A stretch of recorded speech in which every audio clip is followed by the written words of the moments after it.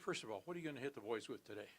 So the general topic is going to cover the interaction of corn yield response to nitrogen fertilization rates and soil test phosphorus and potassium levels. So what is that response, and what have you found, and what sort of a message are you driving home to them? Well, the heavy hitters for insights that we found from the research were that we certainly don't want to be in a low category for soil test phosphorus and potassium because we have very poor nitrogen use efficiency at that level. When we maintain optimum levels of P and K, we maximize our return not only on the nitrogen but also on the P and K fertilizer needed to maintain that. We also found that if we're in a spot where high P and K soil test levels are maintained, it's a little less profitable because you're maintaining a level of phosphorus and potassium in the soil that isn't really needed. Now, there's some caveats with that in terms of rotations when you're applying your P and K, but in general, if we have a target for an optimum category where we're just looking at removal-based applications, we really have the best in terms of our yield response to nitrogen, our yield levels, but also our profitability, not just to N, but to P and K as well. So to apply at the removal level, but that's all, or do we add any in this?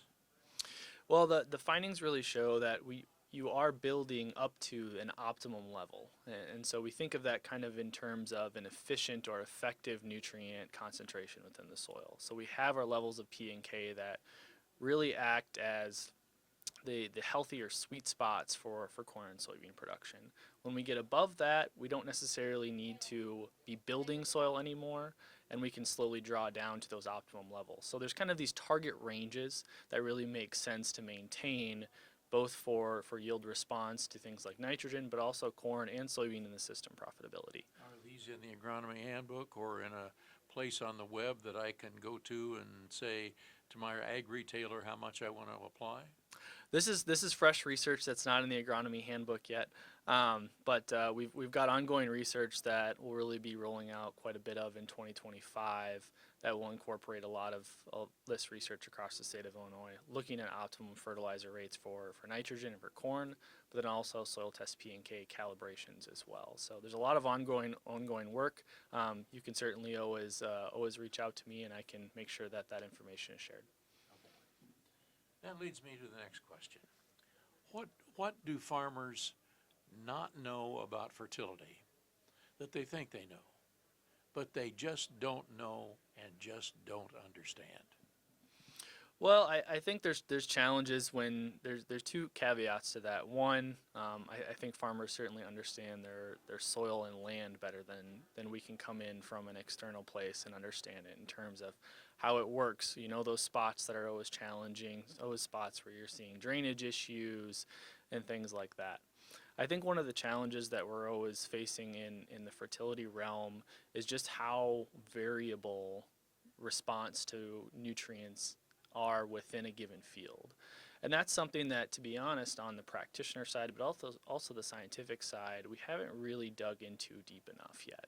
And so I'm looking forward to working through that. And so one of the cases is that we really need to think about our soil and plant levels of data across space within a given field. I think that's one of the things that anecdotally we see because we see the yield monitor go up and down throughout the field. But even though, let's say we have a variable rate prescription or a variable rate program, understanding the optimum rate for an optimum place in a field is a challenge that we all really need to pay a little more attention to. And so farmers need to rely upon their yield data along with the whatever controls they have to make any changes on the fly as they go through the field. That sounds like that's what you think they're going to have to do more and more and more precisely. I think the struggle is that when you're layering data, let's say soil test data, yield data, maybe you're looking at some type of imagery as well, bringing in some type of elevation or relief mapping to look at surface hydrology. All of those lead to a different outcome in many cases because you have these different interacting factors. And so that's one of the things that I'm looking forward to putting an emphasis on is can we test, let's say we're not testing an optimum fertilizer rate in one spot, but in multiple spots of the field. We can look at that variation across the field as well. So it's really taking, if we put it in the concept of taking, let's say, replicated small plot research that has generally looked at one or two factors, bringing that across the field where we can look at now those underlying field characteristics that are affecting those response factors. What percent of farmers have the technology right now that would allow them to make a good decision based on what you would like them to see making?